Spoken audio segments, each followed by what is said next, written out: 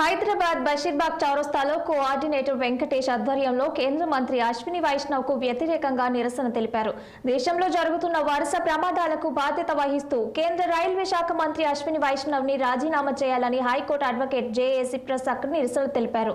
NDA హయాంలో గత 2 ఏళ్లలో 3 రైలు ప్రమాదాలు జరిగాయని, అందులో అనేక మంది ప్రజలు ప్రాణాలు కోల్పోయారని ఆవేదన వ్యక్తం చేశారు.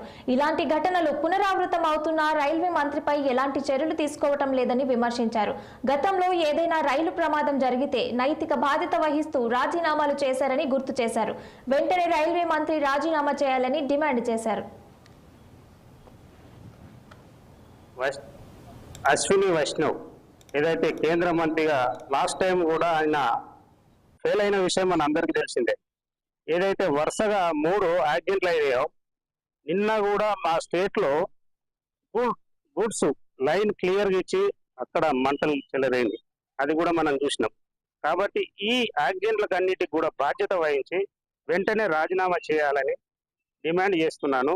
మరియు గౌరవ ప్రధానమంత్రి గారికి ఇలాంటి వారికి అర్హత లేని వాళ్ళకి మంత్రి పదవులు ఇచ్చి దేశంలో ఉన్నటువంటి అగౌరవపరచకుండా దేశమంతా ప్రపంచమంతా చూస్తుంది. కాబట్టి మీరు తక్షణమే అతన్ని రిమూవ్ చేసి వెంటనే కొత్త మంత్రిని ఇవ్వాలని కోరుకుంటున్నాను.